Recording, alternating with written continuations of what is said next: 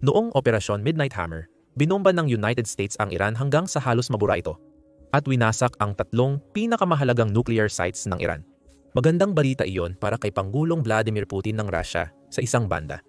Ang pagtutok ng United States sa Iran ay nangangahulugan na nawala ang atensyon ni Pangulong Donald Trump sa digmaan sa Ukraine. Dahil sa kawalan ng atensyon ng United States, maipagpapatuloy ni Putin ang kanyang digmaan nang walang pag-aalala sa mga panawagan para sa kapayapaan. Nagbago na iyon. Hiniling ni Trump na tapusin na ang digmaan sa Ukraine matapos ang tagumpay ng United States sa Iran. Ang tanong ngayon ay kung may pag-asa bang mangyari ang kapayapaang iyon. Sa ika-24 hanggang ika-25 ng Hunyo, nagtipon ang mga leader ng NATO para sa summit sa The Hague. Si Trump ay isa sa mga dumalo sa kaganapan at binanggit niya ang tungkol sa papel ng United States sa NATO at kay Putin. Sa panayam para sa Frontline Show ng Times Radio, sinuri ng dating opisyal ng British Military Intelligence na si Philip Ingram ang mga pahayag ni Trump at nagbigay ng ilang kawili-wiling konklusyon tungkol sa kung paano niya ngayon tinitingnan ang digmaan sa Ukraine. Nang tanungin tungkol sa paglapit ng United States sa Article 5 kaugnay ng Ukraine, nagbigay si Trump ng medyo paikot-ikot na paliwanag na tumalakay sa Article 5 at sa digmaan. Ang Article 5 ng NATO ay nagsasaad na ang pag-atake sa isang miyembro ay pag-atake sa lahat ng mga bansa ng alyansa. Itinatakda nito na kapag may miyembro ng NATO na inatake sa sariling teritoryo, obligadong tulungan ito ng ibang mga kasaping bansa para ipagtanggol ang kaalyado.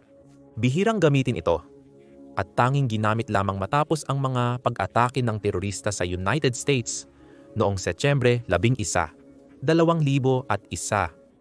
Tinatanong si Trump tungkol dito dahil nag-aalala ang kanyang mga kaalyado sa NATO kung susundin niya ang Artikulo 5 sakaling umatake si Putin sa isang kaalyado ng NATO.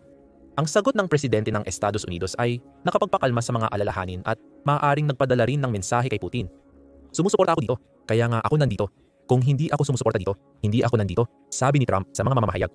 Pagkatapos, tinalakay ni Trump ang pamobomba ng Estados Unidos sa Iran noong Operation Midnight Hammer at ang implikasyon nito sa digmaan sa Ukraine. Maaari mong malaman pa ang tungkol sa operasyong iyon sa aming video, B2 Operation Midnight Hammer, ang tuluyang nagwasak sa Iran. Ang pangunahing punto ni Trump sa NATO Summit, nag-alok ng tulong si Putin, ngunit tinanggihan ito ng Estados Unidos.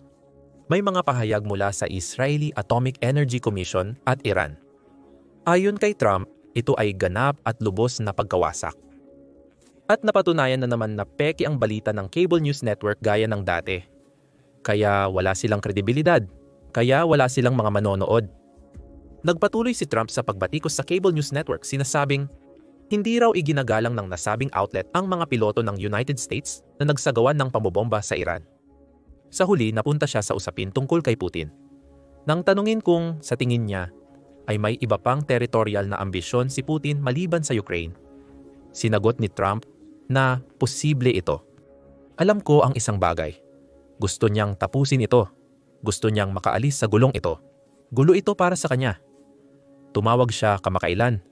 Sabi niya, "Pwede ba kitang tulungan sa Iran?" Sabi ko, "Hindi, pwede mo akong tulungan sa Russia. Tulungan mo akong makipagkasundo sa iyo tungkol dito." Sa tingin ko, gagawin natin yan, sabi ni Trump, na nagdagdag na kailangan nang tapusin ni Vladimir Putin ang digmaang ito. Maraming namamatay sa dami na hindi na nakikita ng tao. Maraming paksa mula sa mga komentong ito, tulad ng paliwanag ni Ingram. Ang krusyal na mensaheng ipinadala ni Trump kay Putin sa The Hague ay ang pagsuporta ng United States sa Artikulo 5. Masamang balita yan para kay Putin. Inaasahan ni Putin na Russia na nakapagtanim siya ng sapat na duda tungkol sa NATO kay Trump na maaaring talikuran nito ang Collective Defense Organization. Noong Marso, mukhang ganun nga ang nangyayari. Iniulat ng The Guardian noong buwang iyon na nagbigay ng pahayag si Trump na nagpapahiwatig na hindi tutulong ang United States sa isang miyembro ng NATO na inatake kung hindi ito nagbabayad ng tamang ambag. Sentido komun lang yan, sabi ni Trump sa Oval Office. Kung di sila magbabayad, di ko sila ipagtatanggol. Hindi ko ipagtatanggol si Trump. Iginiit niya noon na dapat mas malaki ang binabayaran ng mga miyembro ng NATO at yan mismo ang tila nangyayari ngayon. Sa The Hague, nagkasundo ang NATO na taasan ang inirekomendang gastusin sa depensa ng mga miyembro nito sa 5% ng kanilang gross domestic product. Sa 2035 natuwa si Trump sa desisyon na isa itong malaking panalo para sa United States dahil sila ay nagdadala na ng higit sa kanilang patas na bahagi. Medyo hindi ito patas, sa totoo lang. Malaking panalo ito para sa Europa at sa totoo lang, para sa kanluraning sibilisasyon. Ayon sa ulat ng British Broadcasting Corporation, ayon kay Ingram, sinabi ni Trump na maraming debate ang naganap bago pa man magpasya ang Estados Unidos kung tutuparin ang kasunduan. Pero naging malinaw si Donald Trump sa kanyang mga sinabi. Muling ibinuhos ng United States ang suporta sa NATO. Ngayong nakumbinsi na ni Trump ang ibang NATO miyembro na taasan ang gastos sa depensa. Masamang balita ito para kay Putin sa dalawang aspeto. Ibig sabihin nito, kailangan niyang harapin ang United States kung hindi niya tatapusin ang digmaan sa Ukraine. At ang mga miyembro ng NATO ay mas malaki na ngayon ang ginagastos sa kanilang mga militar kaysa dati. Ang mga bagay na ito ay ginagamit ni Trump bilang leverage. Pinapayagan niya itong itulak ang kapayapaan sa digmaan sa Ukraine dahil alam niya ang banta kay Putin. Ayon kay Ingram, mas nakakabahala para sa leader ng Russia ang pag-amin ni Trump na posibleng tumingin si Putin lampas sa Ukraine papuntang Europa. Naintriga ako nang sabihin ni Donald Trump na maaaring may mga ambisyon si Vladimir Putin sa labas ng Ukraine. Tinawag ito ni Ingram na pagbabago sa banayad na pananalita na nagmumula kay Donald Trump. Nagpapakita ito na inihahanda na ng kasalukuyang administrasyon ng United States ang posibilidad na salakayin ni Putin ang iba pang mga bansa maliban sa Ukraine. Isa itong problema para kay Putin dahil ipinapakita nito na nagbago ang pananaw ni Trump sa kanya kumpara sa mga nakaraang buwan. Ang pagbabago ng wika ni Trump ay nagpapahiwatig na nakikita na niya ngayon si Putin bilang banta matapos ang pambobomba ng Iran. Matapos ang operasyon sa Iran, mula sa pananaw ng United States, mukhang handa na si Trump na ibuhos ang kanyang suporta para makamit ang kapayapaan sa digmaan sa Ukraine. Sa bagong pananaw na ito kay Putin at sa kanyang mga kilos, ano ang sinasabi nito sa atin? Una, itinuro ni Ingram na mukhang lalo nang nababahala si Trump kay Putin at sa mga pagsubok nitong hadlangan ang negosasyon para sa kapayapaan sa Ukraine. Ayon kay Ingram, ang pagtanggi ni Trump na payagan si Putin na maging tagapamagitan sa alitan ng Iran at Israel ay pinakabagong palatandaan ng pagkadismaya niya rito. Ayon sa nagsalita, si Donald Trump ay nagsisimulang magalit kay Vladimir Putin at maaaring makita ang pagbabago sa kanyang ugali sa hinaharap. May iba pang palatandaan ng lumalalang pagkadismaya. Noong Mayo 11 binatikos ni Trump si Putin sa Truth Social dahil sa mga pambobomba sa Ukraine matapos ang sariling deklarasyon ng tagumpay ni Putin. Si Pangulong Putin ng Russia ay ayaw magkaroon ng kasunduan sa tigil putukan sa Ukraine. Ngunit nais niyang makipagkita sa Huwebes sa Turkey upang pag-usapan ang posibleng pagtatapos ng madugong labanan.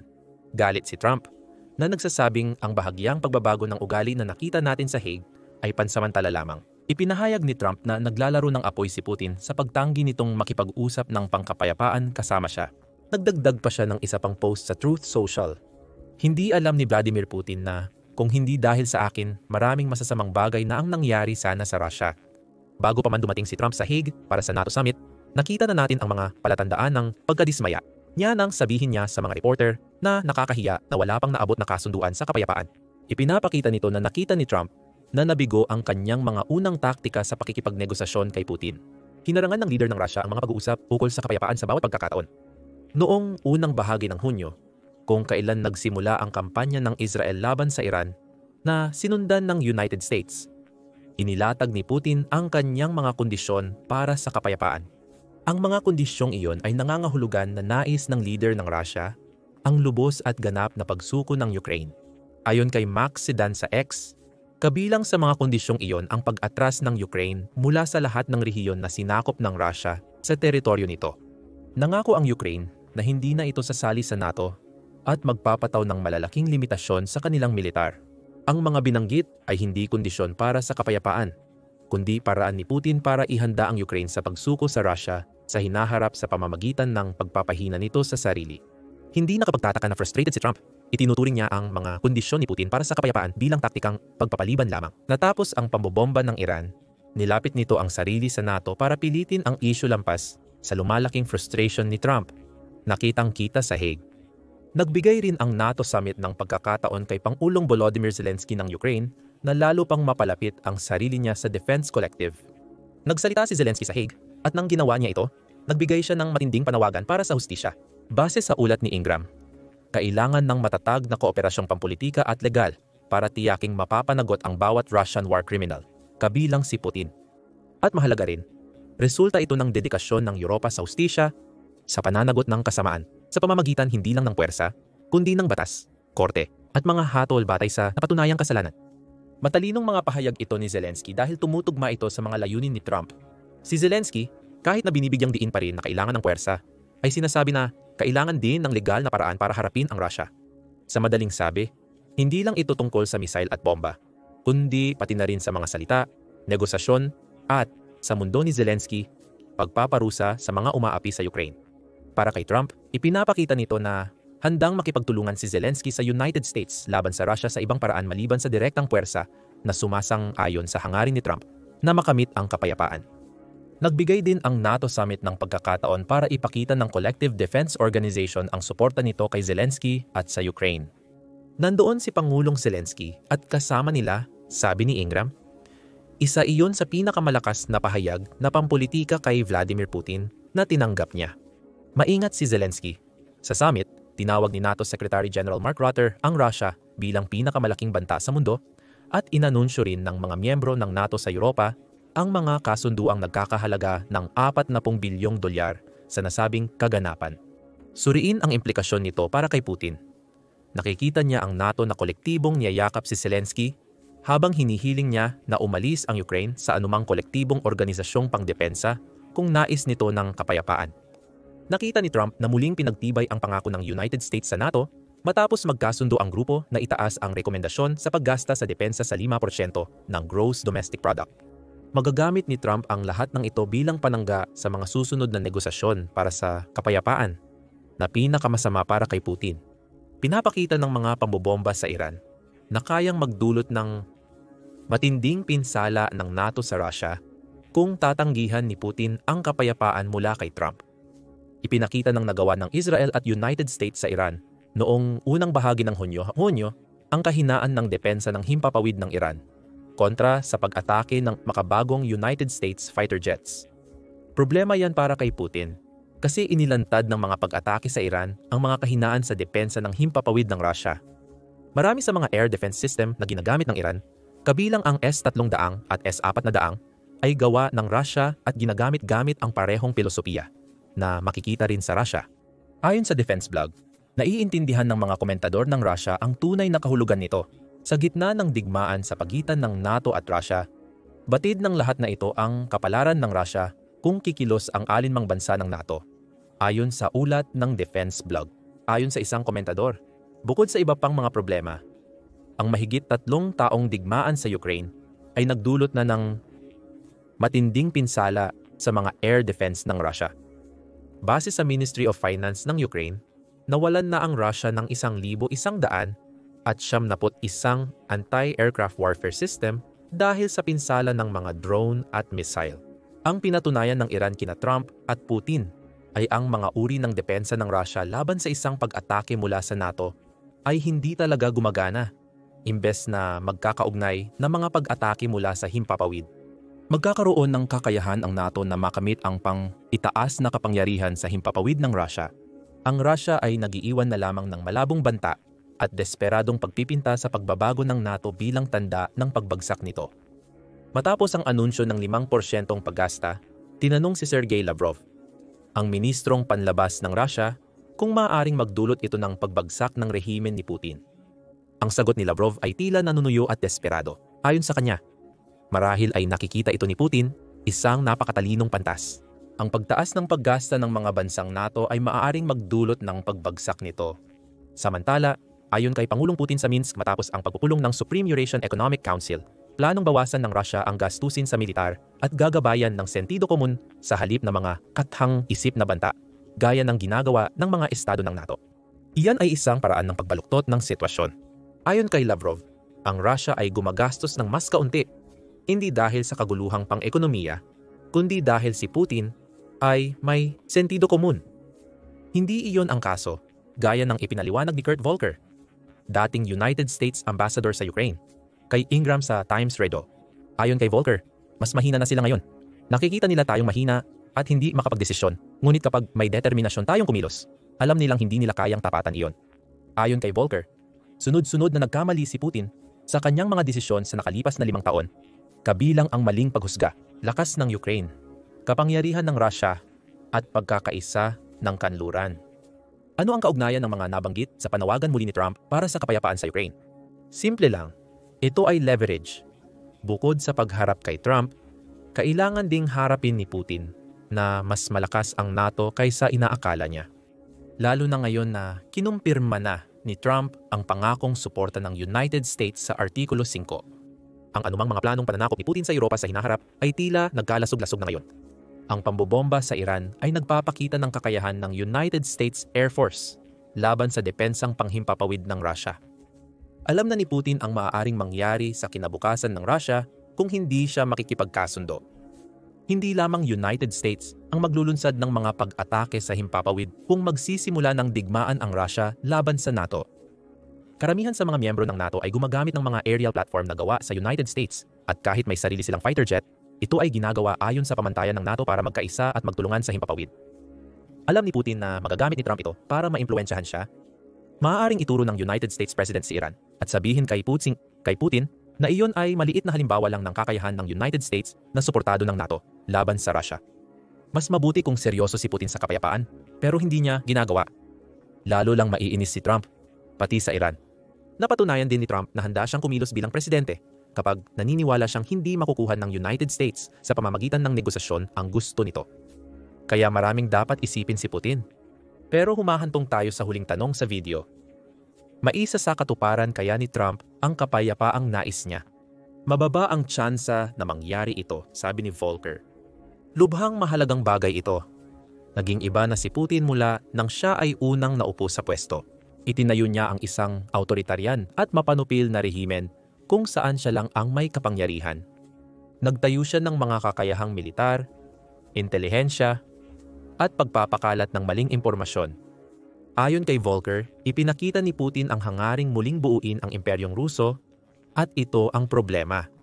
Nakikita ni Putin na pinapasok niya ang Russia sa malaking problema sa pagpapatuloy ng Ukraine campaign. Mas maraming problema pa ang may idudulot kung palalawakin niya ang saklaw sa mga dating bansang Europeo na nasakop ng Rusya. Pero walang pakialam si Putin. Ang ginagawa niya ngayon ay tungkol sa ideolohiya ng pamana.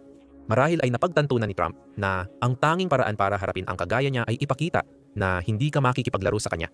Pinagtibay ng NATO at ni Trump ang panawagan para sa kapayapaan bilang babala kay Putin na seryoso ang United States at mga kaalyado nito sa NATO sa pagharap sa banta niya. Nang tanungin ni Ingram si Volker tungkol sa posibilidad ng kapayapaan, tinanong niya kung posible bang mamuhay tayo sa isang mas ligtas na mundo sa susunod na taon. Direkta ang sagot ng dating embahador.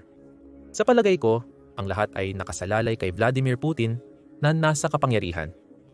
Kung mananatili siya sa pwesto, magkakaroon tayo ng isang mundong puno ng banta. Susuriin natin ang digmaan sa Ukraine at mga posibleng labanan sa ibang lugar. Kailangang umalis ni Putin sa eksena para kahit papaano ay mabigyan ng pag-asa ang kapayapaang nais ni Trump. Ang bagong leader ng Russia ay hindi garantiya ng kapayapaan. Posibleng mapalitan si Putin ng kapareho niyang agresibo. Gayunpaman, ayon kay Volker, maliit ang tsansa ng kapayapaan hanggat namumuno pa si Putin. Hindi papayagan ng ideolohiya ni Putin iyon, kaya saan na napupunta si Trump at ang muli niyang panawagan para sa kapayapaan? Sa ngayon, tungkol lahat ito sa pagbuo ng leverage. Nakikita ng United States na tila nag-iipon ng mga missile ang Russia. Iniulat ng Telegraph noong Hunyo 27 na gumagamit ang Russia ng mga kumpanyang Chino at mga tagapamagitan mula sa Russia upang maiwasan ang mga parusang ipinataw ng kanluran para makuha nila ang mga piyesang kailangan para sa kanilang mga missile. Ayon sa ulat, nakagawa ang Russia ng 700 Iskander-M ballistic missiles noong 2024, malaking pagtaas kumpara sa 200 at 50 noong 2023. Ayon sa Telegraph, ginamit ng Russia ang mga missile para sa mas matinding pag-atake sa Ukraine, ngunit hindi raw nila lahat ginagamit. Ipinapahiwatig nito ang pagbuo ng imbakan ng armas na maaaring nakalaan para sa susunod na bansang nais sakupin ni Putin. Maaaring senyalis ito na lalo pang pinagtitibay ni Putin ang kanyang posisyon para sa mas matagal na digmaan laban sa Ukraine. Sa ngayon, di pa natin alam. Abala rin ang Russia sa tag-init na opensiba na inaasahan ni Putin na magbibigay ng bentahe sa kanya. Nagtipon si Putin ng halos 50,000 sundalo sa Sumy Oblast para gumawa ng buffer zone sa pagitan ng Ukraine at hangganan ng Russia. Ngunit maaaring nabigo na ang tangkang makakuha ng kalamangan. Noong Hunyo 26, sinabi ng Ukraine na napigilan nila ang opensiba sa Sumy bago pa ito ganap na nagsimula. Sa ibang lugar ng Ukraine, Kinakaharap ni Putin ang mga isyu sa tauhan at kagamitan na humahadlang sa kanyang hangarin na makakuha pa ng karagdagang lupain bilang panangga sa negosasyon para sa kapayapaan. Nakikita ni Trump ang lahat ng ito at marahil nararamdaman niya ang lumalaking kahinaan niya kay Putin. Kaugnay ng bagong lakas na nakuha niya mula sa NATO at sa pambobomba sa Iran, naniniwala siyang mapipilitan niya si Putin na maging seryoso sa usapang pangkapayapaan. Inihayag na ni Trump ang kanyang kahilingan.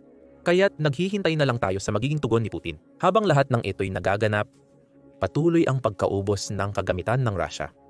Kakabunyag lang na ang lihim na Security Service of Ukraine ng Ukraine ay nakapagdulot ng higit $5 bilyong na pinsala sa Russia simula nang simulan ni Putin ang kanyang digmaan. Mas marami pang impluensya ang nawala sa kanila. Panoorin ang iba pang video namin at mag-subscribe sa The Military Show para sa karagdagang komentaryo sa mga pinakabagong pangyayari sa digmaan sa Ukraine. Maraming salamat sa panonood gaya ng dati.